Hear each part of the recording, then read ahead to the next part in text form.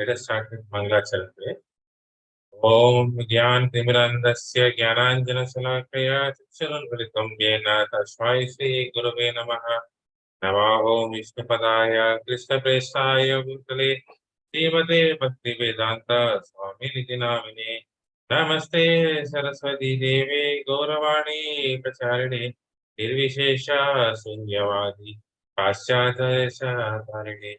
जय श्री कृष्ण चैतन्य प्रभु नित्यानंद श्री अद्वैता गदाधर श्रीवासादि गौरभक्तवृंद वाञ्छा कल्पतरुभ्यश्च कृपा सिन्धुभ्येव च पतितानां पावनेभ्यो वैष्णवेभ्यो नमो नमः।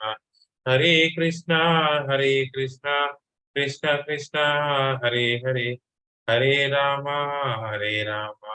Ram Ram Hare Hare. Hare Krishna. Thank you everyone for joining today's session. Hare Krishna for joining Guru Dandavat Pranam, Ganesh Prabhu Dandavat Pranam, Lakshmi Mataji Dandavat Pranam, Harsida Mataji Nakshi Prabhu Dandavat Pranam, Jagannath Prabhu Dandavat Pranam, Anita Mataji Dandavat Pranam, Sagar Prabhu Dandavat Pranam. So we are reading the second canto, first chapter, the beginning of the devotional service. Then we are reading the 10th sloka. We have completed already 9. Hare Krishna Prabhuji, Hare Prabhu, you can read. Hare Krishna Prabhu.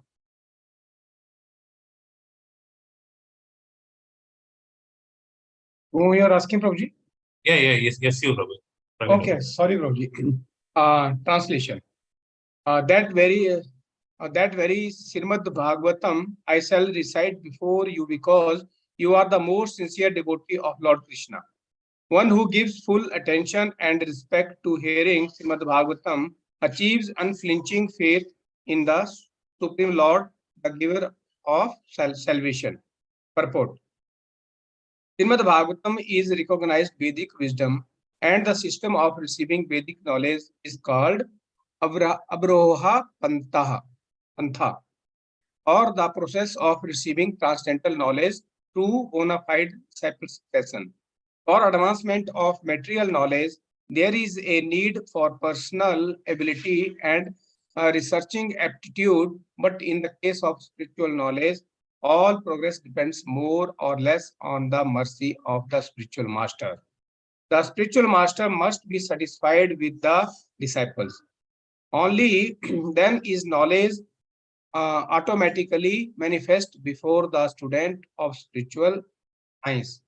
The process should not, however, be misunderstood to be something like magical feats whereby the spiritual master acts like a magician and injects spiritual knowledge into his disciple, as if surcharging him with an electrical current. The bona fide spiritual master reasonably explains everything to the disciples on the authorities of Vedic wisdom. The disciples can receive such teaching not exactly intellectually, but by submissively inquires and service attitude. Idea is that both the spiritual master and the disciple must be bona fide. In this case, the spiritual master Sukdev Goswami is ready to recite exactly what he has learned from his great father Srila Vyasadeva. And the disciple and sorry, Prabhuji. Prabhuji, where I am? And the disciple Maharaj. And the disciple of Maharaj Parikshit is great devotee of Lord Krishna. A devotee of the Lord Krishna is who believes sincerely that by becoming a devotee of the Lord, one becomes fully equipped with everything spiritual. This teaching is imparted by the Lord himself in the case of the Bhagavad Gita, in which it is clearly described that the Lord Sri Krishna is everything, and that to surrender unto him solely and wholly makes one the most perfectly pious man. This unflinching faith in Lord Krishna prepares one to become a student of Srimad Bhagavatam, and one who hears Srimad Bhagavatam from a devotee like Sukdev Goswami is sure to attain salvation at the end, as Maharaja Parikshit did. The professional reciter of Srimad Bhagavatam and the pseudo devotees devotees whose faith is based on the weak hearing are different from Sukdev Goswami and Maharaj Parikshit. Srila Vyasadeva explained Srimad Bhagavatam unto Sukdev Goswami from the very beginning of the Janmadhyasya verse, and so Sukdeva Goswami also explained it to the king. Lord Krishna is described as the Maharaja, as the Mahapurusha in the Srimad Bhagavatam, Canto 11. In his devotional feature as Lord Sri Chaitanya Mahaprabhu, Sri Chaitanya Mahaprabhu is Lord Krishna himself in his devotional attitude. This descended to the earth to bestow special favors upon the fallen souls of the age of Kali. There are two verses particularly suitable to offer as prayer to his Mahaprabhu features of Lord Krishna. Ade sada paribhavagam abhi asheta dhomam tirtas padam shiva vinchisi neutam saranyam brihati ham pranatapala bhavadi potam Bande Mahaprabhute Charanaravindaram Tyaktva Sudajya Surpisita Rajya Lakshmim Dharmsita Arya Vacha Yad Agda Aranyam Maya Mrigam Daityapstam Andavad Bande Mahaprabhu Mahapurusha Te Charanaravindaram. Hare Krishna. Hare Krishna. Okay, thanks to other. Hare Krishna, Sri Ganesh, you can read. Hare Krishna. In other words, Purusha means the enjoyer. The Mahapurusha means the supreme enjoyer, or the personality, or the supreme personality of Godhead Sri Krishna. One who deserves to approach the Supreme Lord Sri Krishna is called Mahapurushika. Anyone who hears Srimad Bhagavatam attentively from its bona fide reciter is sure to become a sincere devotee of Lord who is able to award liberation. There was none so attentive as Maharaj Parikshita in the matter of hearing Srimad Bhagavatam, and there was none so qualified as Sukadeva Goswami to recite the text of Srimad Bhagavatam.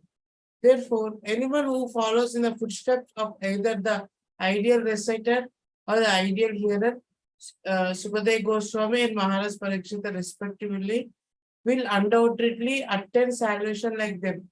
Maharaj Parikshit attains salvation by hearing only, and Sukadeva Goswami attains salvation only by reciting. Recitation and hearing are two processes out of 9 devotional activities, and by strenuously following the principle, either in all or by parts, one can attain the absolute plane. So the complete text of Srimad Bhagavatam, beginning with the Janmadhyasya verse up to the last one in the 12th canto, was spoken by Sukadeva Goswami for the attainment of salvation by Maharaj Parikshit. In the Padma Purana, it is mentioned that Gautama Muni advised Maharaja Ambarisha to hear regularly Srimad Bhagavatam as it was recited by Sukadeva Goswami. And herein it is confirmed that Maharaja Ambarisha heard Srimad Bhagavatam from the very beginning to the end, as it was spoken by Sukadeva Goswami. One who is actually interested in Bhagavatam, therefore, must not play with it by reading or hearing a portion from here and a portion from there. One must follow in the footsteps of great kings of Maharaj Ambarisha or Maharaj Parikshit and hear it from a bona fide representative of Sukadeva Goswami. Hare Krishna. Hare Krishna, Lakshmi Mataji, you can read the translation and first paragraph. Hare Krishna Prabhuji. O King, constant chanting of the holy name of the Lord after the ways of the great authorities is the doubtless and fearless way of success for all. including those who are free from all material desires, those who are desirous of all material enjoyment, and also those who are self-satisfied by dint of transcendental knowledge. Purport. In the previous verse, the great necessity for attaining attachment to Mukunda has been accredited. There are different types of persons who desire to attain success in different varieties of pursuits. Generally, the persons are materialists who desire to enjoy the fullest extent of material gratification. Next to them are the transcendentalists who have attained perfect knowledge about the nature of material enjoyment and thus are aloof from such an illusionary way of life. More or less, they are satisfied in themselves by self-realization. Above them are the devotees of the Lord, who neither aspire to enjoy the material world nor desire to get out of it. They are after the satisfaction of the Lord, Sri Krishna. In other words, the devotees of the Lord do not want anything on their personal account. If the Lord desires, the devotees can accept all sorts of material facilities, and if the Lord does not desire this, the devotees can leave aside all sorts of facilities, even up to the limit of salvation. Nor are they self-satisfied because they want the satisfaction of the Lord only.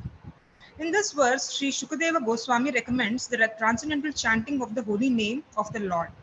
By offenseless chanting and hearing of the holy name of the Lord, one becomes acquainted with the transcendental form of the Lord, and then with the attributes of the Lord, and then with the transcendental nature of his pastimes, etc. Here it is mentioned that one should constantly chant the holy name of the Lord after hearing it from authorities. This means that hearing from the authorities is the first essential. Hearing of holy name gradually promotes one to the stage of hearing about his form, his attributes, his pastimes, and so on. And thus the necessity of chanting of his glories develops successively. This process is recommended not only for the successful execution of devotional service, but also even for those who are materially attached. According to Sri Shukadeva Goswami, this way of attaining success is an established fact, concluded not only by him, but also by all other previous acharyas. Therefore, there is no need of further evidence. The process is recommended not only for the progressive students in different departments of ideological success, but also for those who are already successful in their achievement as fruitive workers, as philosophers, or as devotees of the Lord. Srila Right. Jiva Goswami. Thank you so much. Just give Hare answer. Krishna. Hare Krishna, Amita Mataji, you can continue. Hare Krishna, Amita Mataji. Hare Krishna Prabhuji. Hare Krishna. Yes. From where I have to continue? Srila Jiva Goswami instructs that. Oh. Very Srila well. Hare Krishna Prabhuji. Srila Jiva Goswami instructs that chanting of the holy name of the Lord should be loudly done, and it should be performed offenselessly as well, as recommended in the Padma Purana. One can deliver himself from the effects of all sins by surrendering himself unto the Lord. One can deliver if one commits. One can deliver himself from all offenses. One can deliver himself from all offenses at the feet of the Lord by taking the shelter of his holy name. But one cannot protect himself if one commits an offense at the feet of the holy name of the Lord. Such offenses are mentioned in the Padma Purana as being 10 in number. The first offense is to vilify the great devotees who had preached about the glories of the Lord. The second offense is to see the holy names of the Lord in terms of worldly distinction. The Lord is the proprietor of all the universes, and therefore he may be known in different places by different names. But that does not in any way qualify the fullness of the Lord. Any nomenclature which is meant for the Supreme Lord is as holy as others, because they are all meant for the Lord. Such holy names are as powerful as the Lord, and there is no bar for anyone in any part of the creation to chant and glorify the Lord by the particular name of the Lord as it is locally understood. They are all auspicious, and one should not distinguish such names of the Lord as material commodities. The third offense is to neglect the orders of the authorized acharyas as acharyas of spiritual masters. The fourth offense is to vilify scriptures or Vedic knowledge. The fifth offense is to define the holy name of the Lord in terms of worldly distinction. The Lord is the proprietor of all the universes, and therefore he may be known in different places by different names, but that does not in any way qualify the fullness of the Lord. Any nomenclature which is meant for the Supreme Lord is as holy as others, because they are all meant for the Lord. Such holy names are as powerful as the Lord, and there is no bar for anyone in any part of the creation to chant and glorify the Lord by the particular name of the Lord as it is locally understood. They are all auspicious, and one should not distinguish such names of the Lord as material commodities. The third offense is to neglect orders. I Authorized. think I'm repeating the same. Okay, Mother. You can read the fourth offense. The fourth offense is to vilify scriptures of Vedic knowledge. The fifth offense is to define the holy name Terms of the Lord in terms of one's mundane calculation. The holy name of the Lord is identical with the Lord himself, and one should understand the holy name of the Lord to be non-different from him. The sixth, you can read chapter to other. The Hare Krishna Saraswati Mataji. You can read it from the sixth and seventh offense. Hare Krishna. The sixth offense is to interpret the holy name. The Lord is not imaginary, nor is his holy name. There are persons with a poor fund of knowledge who think the Lord to be an imagination of the worshipper and therefore think his holy name to be imaginary. Such a chanter of the name of the Lord cannot achieve the desired success in the matter of chanting the holy name. The seventh offense is to commit sins intentionally on the strength of the holy name. In the scriptures, it is said that one can be liberated from the effects of all sinful actions simply by chanting the holy name of the Lord. One who takes advantage of this transcendental method and continues to commit sins on the expectation of neutralizing the effects of sins by chanting the holy name of the Lord is the greatest offender at the feet of the holy name. Such an offender cannot purify himself by any recommended method of purification. In other words, one may be sinful man before chanting the holy name of the Lord, but after taking the shelter in the holy name of the Lord and becoming immune, one should strictly restrain oneself from committing such sinful acts with a hope that his mind of chanting the holy name will give him perfection. Hare Krishna. Eighth and ninth offense.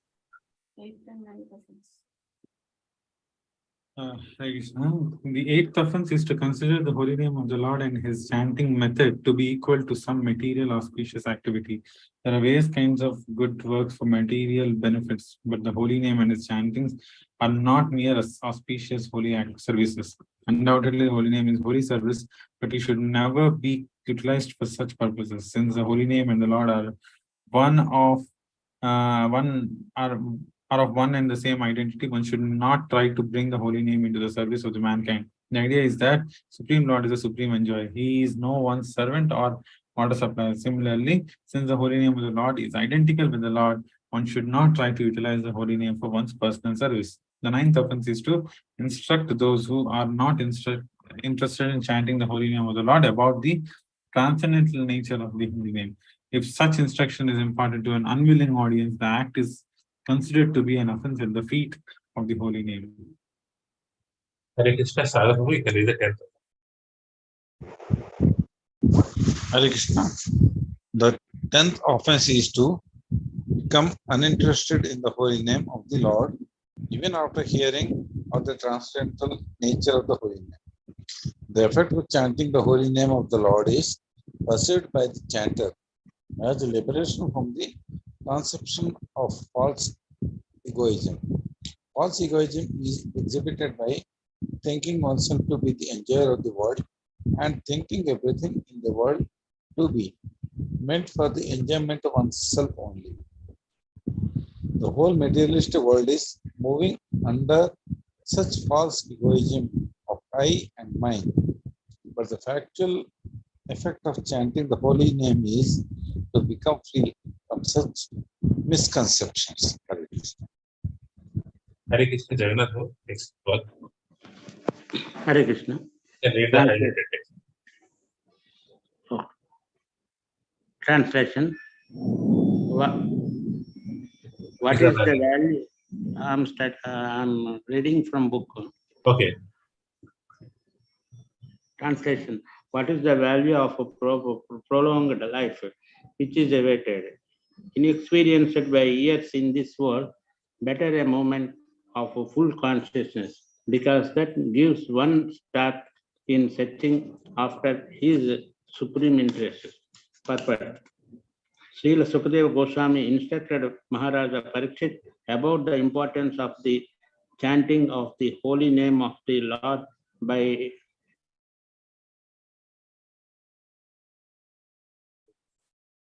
Hare Krishna Jagannath, you are not audible.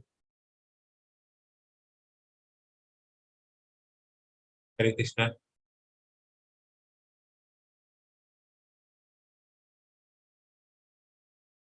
That's the problem.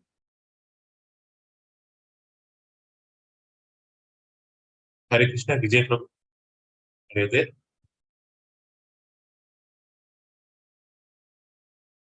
Hare Krishna Vijay Prabhu. Srinivas Prabhu, you can read. Hare Krishna, am I audible?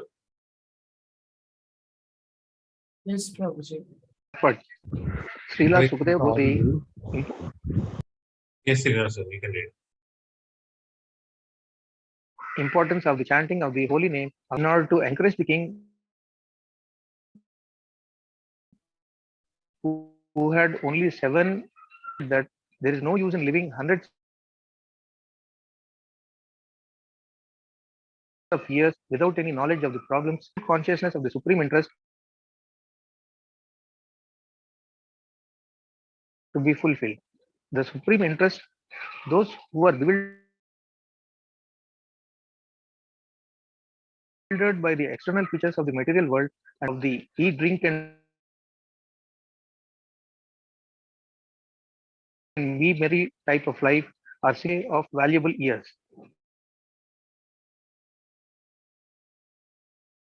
We should know, in fact, in perfect conditioned soul to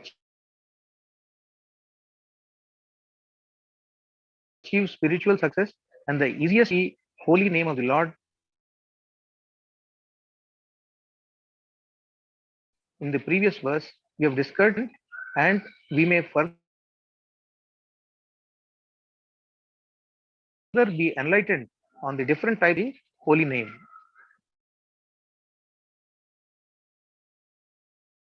Srila Jiva Goswami Prabhu as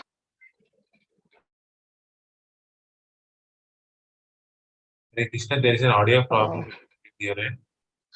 Okay. Hare Krishna Praveen Prabhu, you can continue from the previous verse. Okay. If somebody can continue, Yeah. Praveen Prabhu, you can. Hare Krishna Prabhuji. In the previous verse, we have discussed this point to a certain extent, and we may further be enlightened on the different types of offenses committed unto the feet of the holy name. Srila Jiva Goswami Prabhu has quoted many passages from authentic scriptures and has heavily supported the statements in the matters of offenses at the feet of the holy name. From Vishnu Yamala Tantra, Srila Jiva Goswami has proven that one can liberate it from the effects of all sins simply by chanting the holy name of the Lord. Quoting from the Markandeya Purana, Sri Goswami Ji says that one should neither blaspheme the devotees of the Lord nor indulge in hearing others who are engaged in belittling a devotee of the Lord. A devotee should try to restrict the willful by cutting out his tongue, and being unable to do so, one should commit suicide rather than hear the blaspheming of the devotee of the Lord. The conclusion is that one should neither hear nor allow vilifications of a devotee of the Lord, as far as distinguishing the Lord's holy name from the names of the demigods. The revealed scripture disclosed Bhagavad Gita 10.41 that all extraordinary powerful beings are put parts and parcels of the supreme energetic Lord Krishna. Except for the Lord himself, everyone is subordinate. No one is independent of the Lord.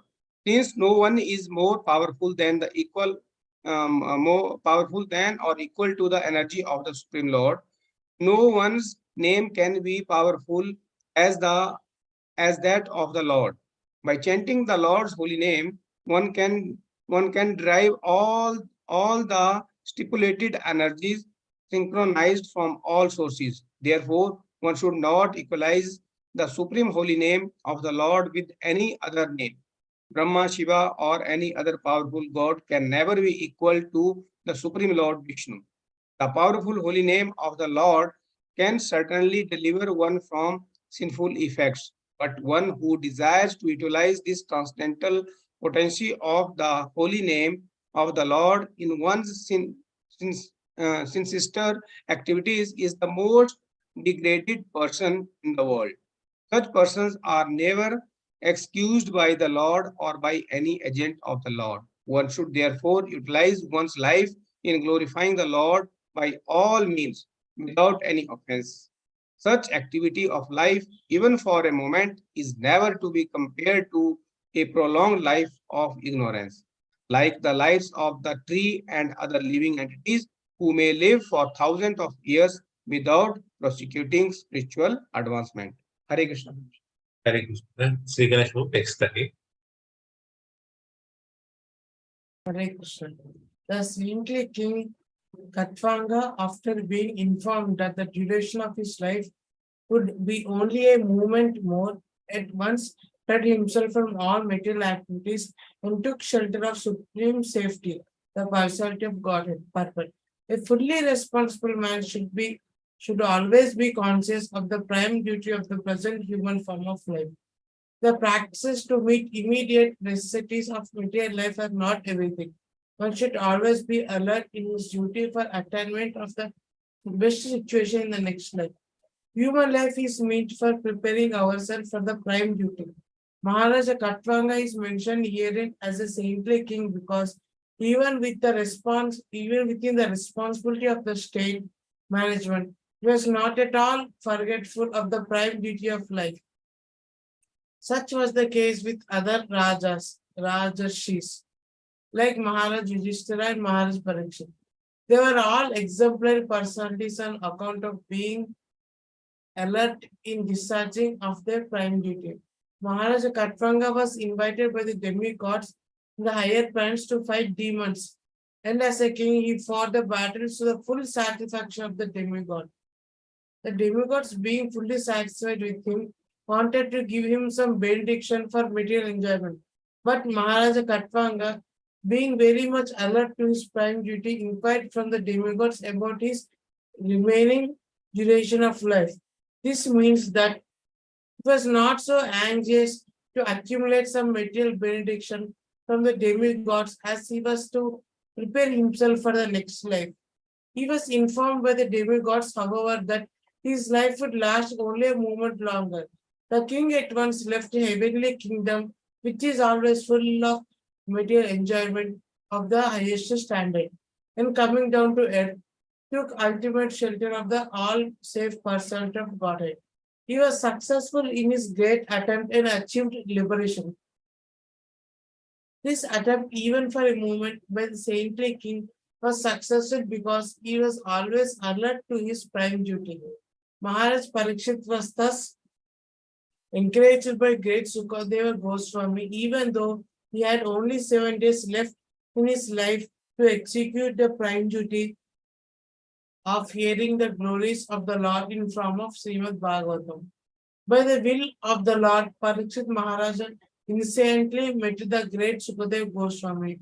The great treasure of spiritual success left by him is nicely mentioned in Srimad Bhagavatam.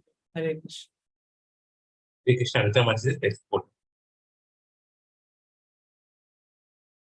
Hare Krishna. Hare Krishna Prabhuji. Translation. Maharaj Parikshit, now your duration of life is limited to 7 more days. So during this time, you can perform all those rituals which are needed for the best purpose of your next life. Purport. Sukadev Goswami, after citing the example of Maharaja Katvanga, who prepared himself for the next life within a very short time, encouraged Maharaja Parikshit by saying that since he still had 7 days at his disposal, he could easily take advantage of the time to prepare himself for the next life. Indirectly, the Goswami told Maharaja Parikshit that he should take shelter of the sound representation of the Lord for the 7 days still remaining in the duration of his life, and thus get himself liberated. In other words, everyone can best prepare himself for the next life simply by hearing Srimad Bhagavatam, as it was recited by Sukadev Goswami to Maharaja Parikshit. The rituals are not formal, but there are also some favorable conditions which are required to be carried out as instructed hereafter. Hare Krishna. Hare Krishna. It's already topic here. Thank you everyone for joining today's session. We'll meet again on next Tuesday, next slokas. Thank you all. Vancha Kalpatarubhyas. Kripa Sindhu Vacha. Pajitana Pavanebhyo Vaishnavebhyo Namo Namo. Ananta Koti Vaishnavya Jai. Namajar Sri Haridas Thakur Ki Jai. National Muslimat Bhagavatam Ki Jai. Sri Prabhupada Ki Jai. Krishna everyone. Dandavad. Hare Krishna Lakshmi Mataji Dandavad Pranam. Namaste Dandavad Pranam. Ganesh Prabhu Dandavad Pranam.